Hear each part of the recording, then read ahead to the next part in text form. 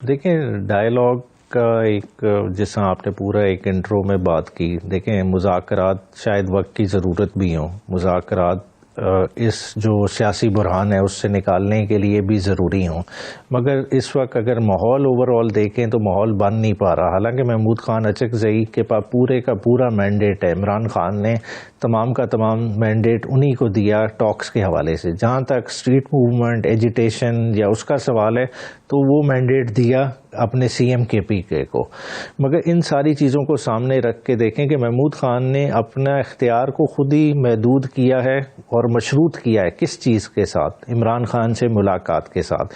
آپ دیکھیں کوئی بھی انوائٹ آ جائے تو کیا تحریک انصاف اس وقت اس انوائٹ پہ جانے کی پوزیشن میں ہے؟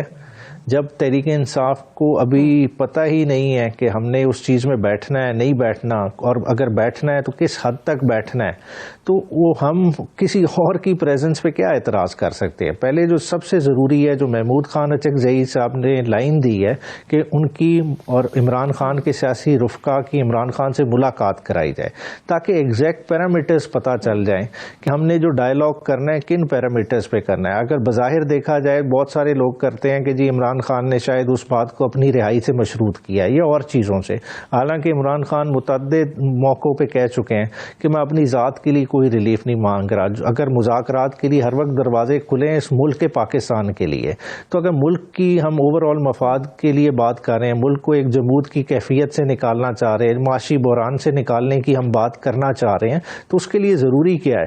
جو ایک میجر سٹیک ہولڈر ہے جس کا تمام سٹیک ہے، اس کا کوئی تو ریپرزینٹیٹو تو سامنے آئے، اور ریپرزینٹیٹو تب سامنے آئے گا جب اس ریپرزینٹیٹو کی عمران خان سے ملاقات ہوگی۔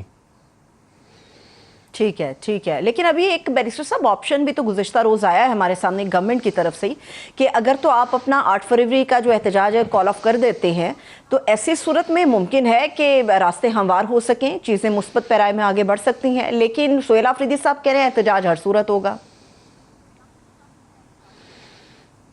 اچھا دیکھیں احتجاج سے کسی کو کوئی پریشانی کیوں ہوگی؟ دیکھیں ایک تو 8 فروری کا دن ایک سمبولک دن ہے، 8 فروری کا دن اس دن الیکشن ہوا تھا، اسی کی مناسبت سے وہ دن کا انتخاب کیا گیا ہے۔ ساتھ ہی ساتھ دیکھیں 8 فروری کا دن اتوار کا دن ہے، اتوار کا دن چھٹی کا دن ہوتا ہے، اس دن کون سی کوئی اسکولوں کی آمد و رفت رک جائے گی، کون سی کوئی دکانیں جو کھلنی ہیں وہ بند ہونے سے رہ جائیں گی؟ اگر لوگ اپنا آزادی جو رائے رکھتے ہیں جو کہ آئین پاکستان بھی اجازت دیتا ہے، اگر وہ کوئی اظہار کر لیں گے تو اس سے میں نہیں سمجھتا کو کون سی بڑی قیامت آ جائے گی۔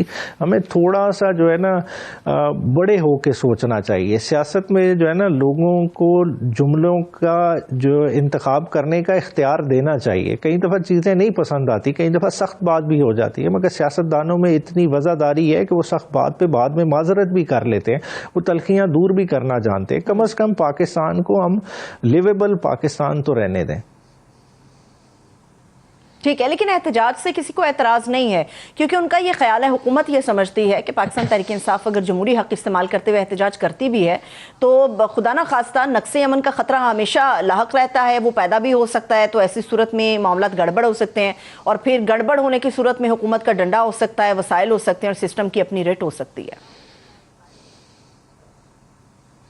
اچھا دیکھیں نقص امن کا خطرہ یہ تو ہم پھر ذہن میں بنا لینا کہ تحریک انصاف جب بھی کچھ کرے گی تو نقص امن ہوگا۔ دیکھیں ایک 9 مئی کا انسیڈنٹ کو جواز بنا کے یہ اس سے تمام اصلاحات نکال لی جاتی ہیں کہ جی یہ اس سے یہ ہو جائے گا اور پھر یہ ہو جائے گا۔ بات ہے کہ 9 مئی کی حد تک بھی عمران خان نے اوپنلی کہا ہے کہ اس کی بھی انڈیپینڈنٹ انکوائری کرا لیں، اگر میرا کوئی رسپانسبل ہوا تو بات ہے عدالتیں تو اسے سزا دیں گی، عمران خان خود بھی اسے سزا دے گا۔ بات ہے کہ چیزوں کے بارے میں اوپن ہونا چاہیے۔ دیکھیں ہم اس طرح سے خوفزدہ ہو جائیں، جمہوری حق کسی کو استعمال کرنے نہ دیں۔ ٹھیک ہے، لیکن اس میں بیرسٹر صاحب یہ بھی تو ایک مسئلہ ہے کہ جب ہم یہ سمجھتے ہیں کہ تحریک تحفظ یعنی پاکستان کے پلیٹ فارم میں اچکزئی صاحب یا علامہ صاحب کے پاس پورا اختیار عمران خان صاحب نے سونپا ہے کہ آپ مذاکرات کے لیے آگے بڑھیں، تو پھر ایسی کیا ضد ہے کہ عمران خان صاحب سے ملاقات بھی بڑی ضروری ہے؟ جب پورا اختیار دے دیا گیا تو اس ملاقات کا پھر مقصد کیا ہے؟ بالکل جی، دیکھیں آپ نے بڑی اچھی بات کی۔ جب تک اچکزئی صاحب ان کے سیاسی رفقا عمران خان کی پوری بات سنیں گے نہیں اور یہ نہیں سمجھ پائیں گے کہ کس چیز پہ لچک لینی ہے, کس پہ اٹکنا ہے, کس پہ بالکل ہی اسٹیپ ڈاؤن کرنا ہے. تو یہ ساری چیزیں سمجھنے کی ضرورت ہے. مطلب ہم سمجھ رہے ہیں کہ یہ سیاسی مذاکرات نہیں, یہ مطلب آپ تو مطلب سیدھا ایجاب اور قبول, مطلب وہ جیسا آپ کہہ رہے تھے کہ ڈھول بجنے والے ہیں, بھئی یہ کوئی شادی تھوڑی ہو رہی ہے. بات ہے ایک پولیٹیکل سلوشن نکالنا ہے. پولیٹیکل سلوشن نکالنے کے لیے تمام طرف کی آرگیومنٹس کو وے کرنا ہے. آپ کو اپنے پتوں کا بھی پتہ ہونا چاہیے, میری کیا اسٹرینتھ ہے, میری کیا ویکنیسز ہے. اچکزئی صاحب آؤٹ سائڈر ہیں, وہ کوئی تحریک انصاف کا حصہ نہیں ہے. عمران خان نے ضرور انہیں مینڈیٹ دیا ہے, تو انہیں عمران خان کا پورا جو فریم ورک کا پتہ ہوگا تو وہ آگے بات کو چلائیں گے. ٹھیک ہے, لیکن عمران خان صاحب کی جو بہنیں ہیں ان کی طرف سے بھی تو کچھ سمجھ نہیں آتی. جو ایک آخری ملاقات ڈاکٹر عظمیٰ صاحبہ کی ہوئی تھی اس میں تو انہوں نے کہا تھا کہ جی مذاکرات کے حوالے سے اختیار دیا گیا ہے, لیکن پھر ہم نے علیمہ خان صاحبہ کی بھی گفتگو سنی تھی جس میں انہوں نے کہا تھا کہ جی مذاکرات کرنے والا ہم میں سے تو نہیں ہو سکتا. مذاکرات کس سے ہوں گے, وہ ہم میں سے نہیں ہے جو مذاکرات کی بات کریں. تو اس میں ایسا لگتا ہے کہ جو فیصلے یا جس طرح سے چلنے کی آگے کوشش ہو رہی ہے, ڈویژن تو اس میں بھی ہے, کیونکہ آدھے لوگ کہتے ہیں مذاکرات ہو جانے چاہیے, آدھے لوگ سمجھتے ہیں کہ مذاکرات کوئی راستہ ہی نہیں ہے.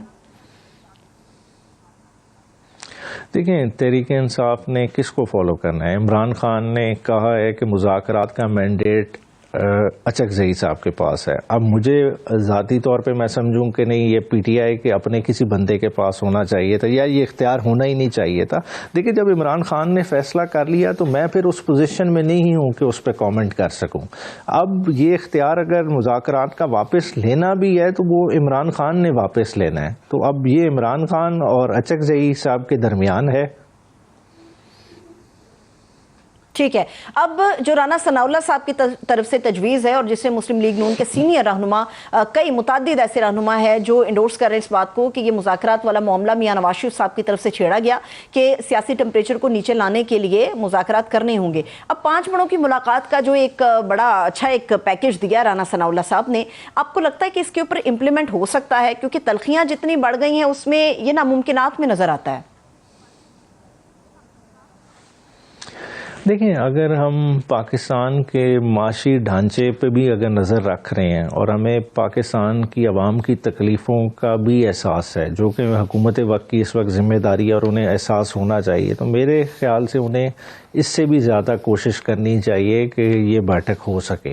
اور یہ بیٹھک ہوگی تو تب ہی کوئی رستہ نکلے گا. کیونکہ دیکھیں جب تک سیاسی اسٹیبلٹی اس ملک میں نہیں آئے گی تو پچھلے 3 سال سے جو ہو رہا ہے معیشت کے ساتھ, تو وہ آپ کے سامنے ہے کہ 200 سے زیادہ ٹیکسٹائل ملیں بند ہو گئی. آج دیکھیں آپ کی لارج اسکیل مینوفیکچرنگ تو کانٹریکٹ کر گئی, مگر جو اس وقت ان امپلائمنٹ کا فگر ہے 60 لاکھ سے زائد نوجوان ہیں جو بغیر روزگار کے ہیں. جب اس طرح کی کیفیت ہو, جو اعداد و شمار غربت کے ہیں وہ اتنے تکلیف دہ ہیں, یہ ساری چیزیں کا حل ایک ہی ہے کہ ملک میں اس سیاسی جو جمود ہے اس کو ٹوٹنا چاہیے. ہمیں ایک پازیٹیولی آگے نکلنا ہے. پرانی تلخیوں کو بھلانے کے لیے بھی کوئی نہ کوئی رستہ نکالا ہے, وہ تب ہی نکلے گا, یک طرفہ فیصلوں سے تو نہیں نکلے گا. آپ جتنی مرضی لینڈ سلائیڈ مارجن بناتے رہیں, عدالتی فیصلوں سے ریزرو سیٹیں کسی کو دے دیں, کسی کو ڈی سیٹ کر دیں, اس سے نہیں ہوگا. لوگوں کا اس سسٹم پہ ٹرسٹ بحال ہونا ضروری ہے, اور وہ بحال کس طرح سے ہوگا؟ جب سیاسی فورسز اپنا سارا وزن سیاسی میدان میں ڈالیں گی.